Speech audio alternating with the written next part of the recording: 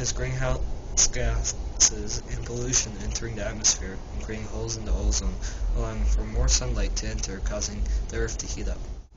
Global warming is a problem that humans are creating, and we must fix it as soon as possible before it's too late.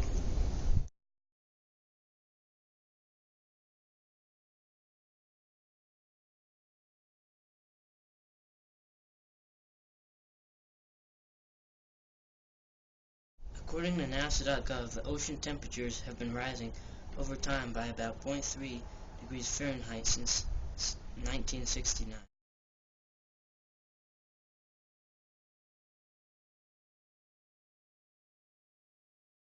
More compelling information related to global warming, also from NASA.gov, says that the sea level has been rising by 6.7 inches in the last century due to the polar ice caps melting.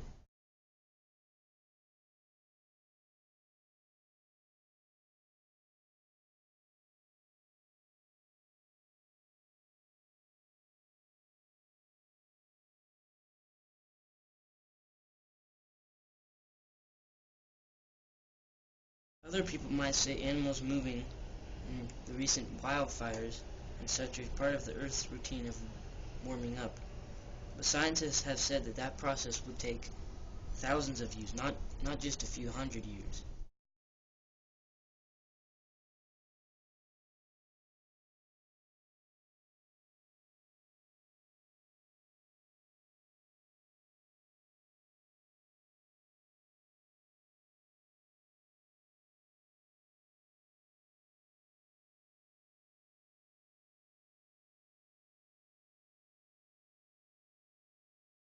So, how will global warming affect the wildlife and its environment? All right, well, I think as temperatures change, you'll have animals migrating differently. You will have plants growing in some places that hadn't grown before, and some things that used to grow won't grow anymore.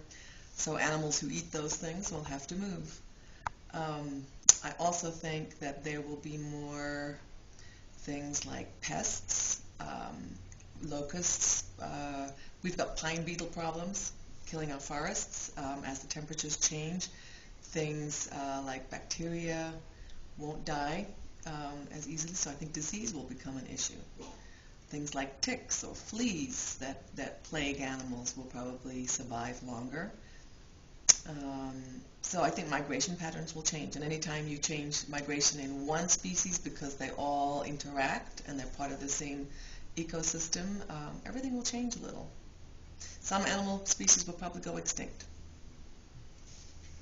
What technologies in the future can we use to prevent global Again, I'm not sure we can prevent it.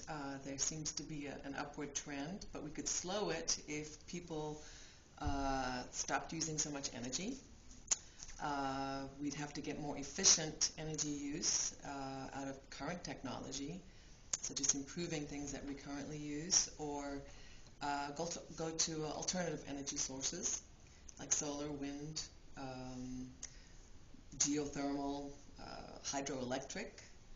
Um, so mostly not reversing it, but slowing it, and then the main thing is just not using so much energy, and it takes money and time and research to go and improve on technologies.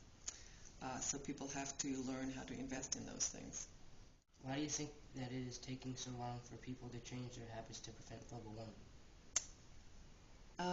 Okay, global warming is a very slow process, so people don't see immediate changes, and so they don't see how it's going to affect their lives. They're not so worried about the next generation. I also think that the people who are probably most responsible for contributing to global warming are the ones that are the least affected by it. So, for example, in North America, we're the ones who use the most energy and contribute the most to CO2 levels in the atmosphere. But we aren't the ones living in low-lying areas like Bangladesh, for example. Bangladesh, if sea levels rise, millions of people get affected by that. What is your opinion, and why do you believe that? I don't think there's any doubt that there's global warming. There's been an upward trend in temperatures. I think that the debate is more on what the contribution of humans is to that. Since about the Industrial Revolution, we've been using and burning fuels that are carbon-based, and we've been putting a lot more carbon dioxide into the atmosphere. That's clear. There is a different correlation between CO2 levels and weather or climate temperature of the Earth's surface.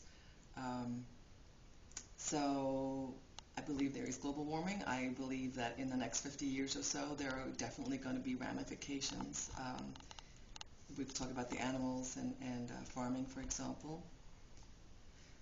I think we're starting to see some climate change already.